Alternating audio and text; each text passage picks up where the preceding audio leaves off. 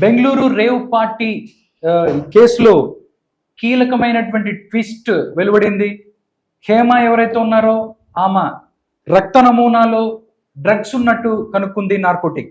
దీనికి సంబంధించి మనతో పాటు వివరాలు అందించడానికి మనతో పాటు ఉన్నారు మాస్టర్ దుర్గాప్రసాద్ గారు. నమస్కారం మాస్టర్ గారు. నమస్కారం రాధాకృష్ణ గారు. సార్, బెంగళూరు రేవ్ పార్టీ కేసులో ఊహించిన ట్విస్ట్ వచ్చింది.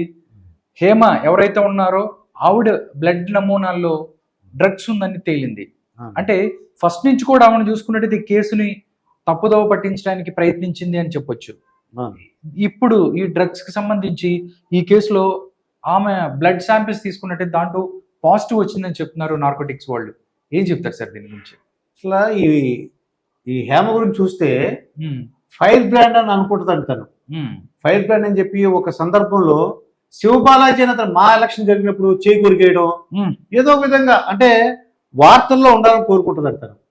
సినిమాల్లో తనే పెద్ద అన్నట్టు తనకి మించి అన్ని విషయాలు అన్ని తెలుసని మొత్తం అన్ని ఒక గెస్ట్ అంటే ఒకరు భయపడ్డారు అనమాట అండి. వాళ్ళని అంటే ఒక షాప్ ఓపెన్ కి ఈవిడ పిలుస్తాను అన్నారటండి. పిలుస్తాను అది ఓపెన్ చేస్తే అమ్మ ఆవిడ పిలవద్దని అన్నారు. దేనికంటే ఒక అమౌంట్ మాట్లాడుకుంటారటండి. అమౌంట్ మాట్లాడిన తర్వాత వచ్చిన తర్వాత నాకు గొలిసిపోయింది, నా అది పోయింది ఇది పోయింది అని చెప్పేసి మళ్ళీ ఎక్స్ట్రా మనీ తీసుకుంటారంట. అతను అలా చెప్పాడండి. నిజమా అని అడిగాను అనమాట. అమ్మ బాబాయ్ ఆవిడ చాలా డేంజర్ అని అలా అన్నారు. అంటే ఏంటి, ఆవిడ నోరి దురుసు ఎక్కువ, నోటి దురుసు ఎక్కువ. అలాగే మీకు చెప్పిన దాకా మా ఎలక్షన్ ఎలా ప్రవర్తించిందని చెప్పాను. అయితే వీడు ఎక్కడ బుక్ అయిందంటే అదే లొకేషన్ లో నిలబడి చెట్టు దగ్గర నిలబడి పక్కకు వచ్చి నేను హైదరాబాద్ లో ఉన్నానని చెప్పేసి అదే డ్రెస్. రాధాకృష్ణ గారు మన దగ్గర వీడియో ఉంది కదా, పక్కకు వచ్చి నేను అదే లొకేషన్ లో ఉండి వీడియో ప్లే చేయండి. నిజంగా నేను కూడా వీడియో చేసిన తర్వాత నిజంగా ఏంటి ఒక అమాయకురాలని తీసుకెళ్లి ఆ డ్రగ్ కేసులో వినిపిస్తున్నారని నేను కూడా బాధపడ్డానండి. కానీ అది ఫేక్ అని తెలిసిన తర్వాత ఏంటి నిజంగా ఎలా కూడా చేస్తారనిపించింది. అదే నేను ఇప్పుడే వీడియో బయట తీస్తున్నాను, నిన్ను కూడా లైన్ లోనే పెట్టాను. ఇప్పుడు నువ్వు ఏ ఛానల్లో వర్క్ చేస్తున్నావు? తెలుగు వన్. ఏమంటే నేను అన్ని ఆన్లైన్ లోనే ఉన్నాను, నేను మంచిగా ఫామ్ హౌస్ లో ఎంజాయ్ చేస్తున్నాను, చిల్ అవుతున్నాను. నా మీద ఈ ఫేక్ న్యూస్ వస్తుంది, ప్లీజ్ వేణు నేను మళ్ళీ చేస్తాను. మన వాళ్ళు కంటిన్యూస్ గా కాల్ చేస్తున్నారు, ఒక వీడియో బయట రిలీజ్ చేసేసి నీకుతో మాట్లాడతాను. సార్ ఎంత బాగా నటిస్తున్నారండి, బాగా చిల్ అవుతుంది అంటండి. చిల్ అవుతుందని చల్లగా చెప్పింది. కానీ అంటే ఆవిడ నటించడం కూడా మహానటిలాగా, అంటే ఫోన్ కాల్ వచ్చినట్టు మాట్లాడుతున్నట్టు కూడా చేయటం, కేసును కూడా పక్కదోవ పట్టించే ప్రయత్నం చేస్తుంది. దీనికి సంబంధించి కూడా బెంగళూరు పోలీసులు ఎవరైతే ఉన్నారో ఒక తప్పుడు సమాచారాన్ని మీడియాకి ఇచ్చి పక్కదోవ పట్టించేందుకు దీని మీద కూడా కేసు రిజిస్టర్ చేసింది బెంగళూరు పోలీసు అని చెప్తున్నారు. నిజంగా ఇంకా కూడా ఏం మాట్లాడింది ఒకసారి చూద్దామండి ఫైనల్ గా. ఓకే మా, థ్యాంక్ యూ. హాయ్ అండి, నేను ఎక్కడికి వెళ్ళలేదు, నేను హైదరాబాద్ లోనే ఉన్నాను. సో ఒక ఫామ్ హౌస్ లో ఎంజాయ్ చేస్తున్నాను, చిల్ అవుతున్నాను. సో నా మీద వచ్చే న్యూస్ ఫేక్ న్యూస్, అది అక్కడ మరి ఎవరున్నారో ఏమో నాకు తెలియదు. సో అది ఫేక్ న్యూస్ అండి, అవన్నీ నమ్మొద్దు. Okay, thank you. లాస్ట్ లో ముద్దు కూడా ఇచ్చింది సార్. ఇప్పుడు ఏం చేస్తుందంటే డ్రగ్ నేను తీసుకోలేదు నమ్మొద్దు అంటదండి. కాదు సార్, ఇప్పుడు పోలీసులు పిచ్చోళ్ళేం కాదు కదండి, వాళ్ళు చెప్తున్నారు. మొత్తంగా తీసుకున్నట్టయితే ఈ కేసుకి సంబంధించి 150 మందిని అరెస్ట్ చేసిన తర్వాత దాంట్లో 57 మంది పురుషులు, అదే విధంగా 27 మంది స్త్రీలు ఎవరైతే ఉన్నారో వాళ్ళ దగ్గర నుంచి బ్లడ్ శాంపిల్స్ తీసుకున్నారు. వాళ్ళల్లో మాక్సిమం పర్సన్స్ బ్లడ్ నమూనాల్లో డ్రగ్స్ ఉందని చెప్తున్నారు. దాంట్లో హేమ కూడా ఉంది. నిజంగా చూసినట్టయితే తెలుగు ఇండస్ట్రీకి సంబంధించిన చాలా మంది డ్రగ్ పోయినసారి కూడా అంతమంది డ్రగ్ కలకలం ఒకటి వచ్చింది. దాంట్లో కూడా చాలా మంది ఇలా ఉన్న పరిస్థితి. బట్ దాంట్లో ఎవరికి కూడా పూరి జగన్నాథ్ అవ్వచ్చు, లేకపోతే మిగతా తరుణ్ అవ్వచ్చు, చాలా మంది ఉన్నారు. వాళ్ళ మీదకి అలిగేషన్స్ వచ్చాయి. వాళ్ళు కూడా నార్కోటిక్ వాళ్ళ ఆఫీస్కి వెళ్ళి వచ్చిన పరిస్థితి, వాళ్ళని విచారించడం కూడా జరిగింది. బట్ ఇక్కడ చూసుకున్నట్టయితే డ్రగ్స్ ఏదైతే ఆ బ్లడ్ లో ఉండటం అనేది కూడా దీంతో కేసులు ఆ మీద ఎక్కువ వచ్చే అవకాశం ఉందంటారా? ఎలా దీన్ని ముందు ఒకసారి ఇది వీళ్ళు పెట్టిన ఫంక్షన్ పేరే పెట్టండి, సన్సెట్ వాసు బర్త్డే పెట్టి దానికి ఒక ట్యాగ్ లాగా పెట్టారండి. Sunset to sunrise victory, రాత్రి నుంచి పగల వరకు పెట్టి 2 లక్షల నుంచి 3 లక్షలు అంటాడు. అదొక పాస్వర్డ్ ఇచ్చారు. ఆ వాసు ఒక స్టిక్కర్ పెట్టారు. ఇవన్నీ కూడా ఉంటేనే లోపలికి అలౌ చేస్తారండి. ఇక వాళ్ళ ఇష్టం తాగి తందనాలు ఆడడం. రేవ్ పార్టీ అంటే ఇక మరి ఆడవాళ్ళు కూడా ఉన్నారంటే చూసుకోండి అక్కడ, దాన్ని బట్టి అర్థం చేసుకోవచ్చు. ఓకే. మరి పాజిటివ్ వచ్చింది అనుకోండి, ఇది పాజిటివ్ వచ్చింది, తగిన సెక్షన్స్ ఉన్నాయండి. ఆ సెక్షన్ ప్రకారం తనకి శిక్ష పడుతుంది. దాన్ని బట్టి ఆ బెంగళూరు పోలీసులు అయితే ఈ హేమ ఉందని నిర్ధారించారు. Okay sir. దాంతో పాటు ఇంకా సార్ ఆశీరాయ్ అని ఎవరైతే ఉన్నారో చాలా మంది సెలబ్రిటీస్, తెలుగు సెలబ్రిటీస్ చాలా మంది ఉన్నారు.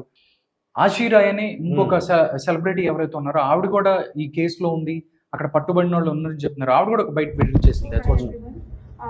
You know everything. ఒకటే అండి, I went for birthday party and I call him brother. Okay, అక్కడ బర్త్డే పార్టీ నడుస్తుంది, లోపల అందరు ఏం చేస్తున్నారు ఏంటి, I don't know anything.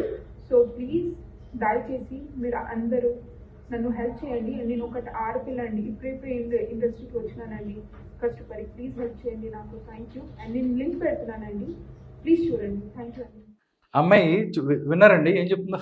Help చేయమంటుంది. ఏమి హెల్ప్ చేయాలి వీళ్ళు అంటే ప్రతిసారి అండి, నేను ఆడపిల్లనే కార్డు విక్టింగ్ గా ఏదైతే నేను ఆడపిల్లని నాకు తెలియదు, జస్ట్ అది నాకు ఒక బర్త్డే పార్టీ అని మాత్రమే తెలుసు, అక్కడికి వెళ్ళిన తర్వాత అది రేవ్ పార్టీ అని చెప్పి అంటున్నారు. బట్ అక్కడ డ్రగ్స్ దొరికిన మాట వాస్తవం అన్ని ఉన్నాయి కదండి. బట్ ఇలా మాట్లాడటం అనేది నిజంగా ఎంతవరకు కరెక్ట్ అంటారు? లేకపోతే పోలీసులు నిజంగా చాలా మంది అక్కడ ఉన్నారు, వాళ్ళని కూడా అరెస్ట్ చేసిన వాళ్ళు అమ్మాయి ఉంది, బట్ నాకు తెలియదు అంటాం ఎంతవరకు కరెక్ట్ అంటారు? దీన్ని పోలీసులు నమ్మే అవకాశం ఉందంటారా?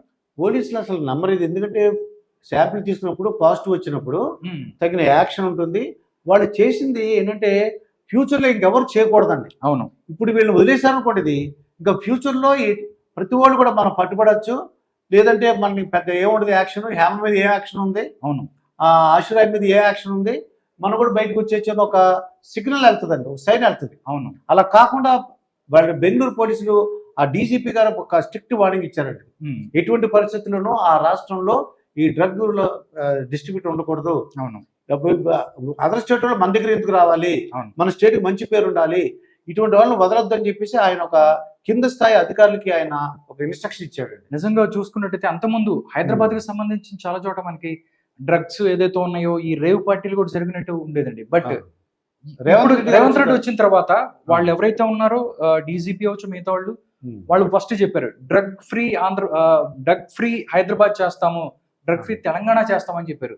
ఇక్కడ భయపడే వాళ్ళు బెంగళూరుకి వెళ్ళారు అనుకోవచ్చు. అంతే కదా. మరి ఇక్కడ ఏంటంటే రేవంత్ రెడ్డి కొత్తగా వచ్చారు, ఉక్కు పాదంతో అణిచేయాలి. అవును. అసలు ఎక్కడ కూడా డ్రగ్ అనే మాట వినపడకూడదు, సప్లై చేయకూడదు, ఎక్కడి నుంచి వస్తుందో క్యాచ్ చేయండి అని రేవంత్ రెడ్డి గారు ఫుల్ వార్నింగ్ ఇచ్చారు. మొత్తం అంటే ఆఫీసర్లందరూ కూడా చెప్పారు మాట అండి.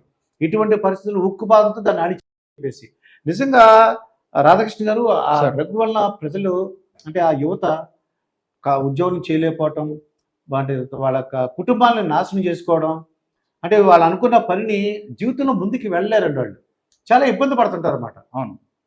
అందువల్ల ఇటువంటి పరిస్థితుల్లో కూడా ఇది స్ట్రిక్ట్ యాక్షన్ ఉంటుందని నేను అనుకుంటున్నాను. సార్, ఎవరైతే పార్టీని నిర్వహించారో లంకపల్లి వాసు, ఆయన విజయవాడకి చెందిన వ్యక్తి, ఆయనకు సంబంధించి కూడా కొన్ని వస్తున్నాయి. బెంగళూరు రేవ్ పార్టీ నిందితుడు లంకపల్లి వాసు ఏపీలో విజయవాడ బ్రహ్మంగారి మఠం వీధిలో నివాసం ఉంటాడు. అతనిది సాధారణ కుటుంబమే. తల్లి దోశలేస్తుంది, అక్కడ దోశలు వేసుకొని జీవనం సాగిస్తూ ఉంటది. తండ్రి మరణించాడు. వాసుకి 2 అక్కలు, ఒక అన్నయ్య కూడా ఉన్నారు. చిన్నప్పటి నుంచి మంచి క్రికెటర్ గా వెళ్ళాలనుకున్నాడంట. బట్ అట్లాగే బుకీగా వెళ్ళాడు. దాంతో పాటు రేవ్ పార్టీస్ అరేంజ్ చేసే దానికి వెళ్ళాడు. నిజంగా ఈ అంశాన్ని ఎలా చూడొచ్చు? అంటే ఎక్కడే జరిగినా కానీ మూలాలు ఆంధ్రప్రదేశ్ లో అయితే తెలంగాణకి సంబంధించి ఉంటున్నాయి.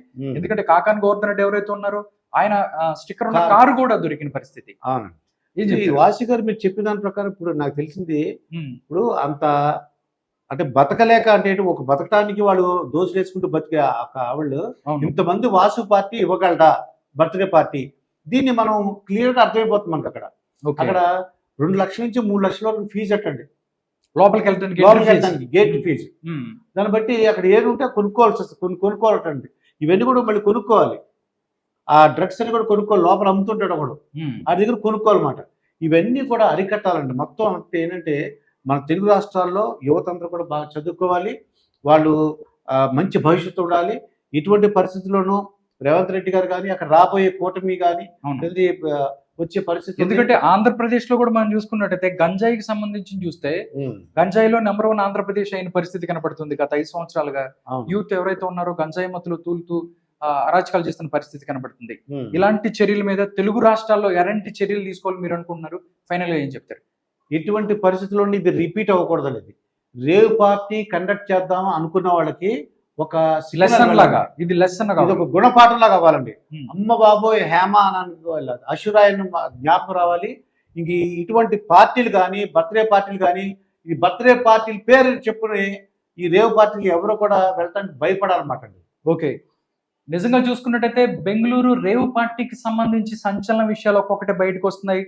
టోటల్ గా దగ్గరగా 150 మంది సెలబ్రిటీలు అవ్వచ్చు, ఎవరైతే ప్రముఖులు దీంట్లో పాల్గొన్నారో దాంట్లో 57 మంది పురుషుల నుంచి 27 మంది స్త్రీల నుంచి కూడా రక్త నమూనాలు స్వీకరించిన తర్వాత ఈ ఎవరైతే హేమ ఎవరైతే ఉన్నారో ఆవిడ బ్లడ్ శాంపిల్లో డ్రగ్స్ ఉన్నట్టు ఎవరైతే ఉన్నారో పోలీసులు నిర్ధారిస్తున్న పరిస్థితి కనిపిస్తుంది. నిజంగా 2 తెలుగు రాష్ట్రాల్లోనే కాకుండా మిగతా చోట్ల ఎక్కడైతే ఉందో దీని మీద గవర్నమెంట్లు ఉక్కుపాదం వేసి అణిచివేయాలి, లేకపోతే యువత అవ్వచ్చు, లేకపోతే చాలా మంది పక్కదావ పట్టే అవకాశం ఉంటుంది.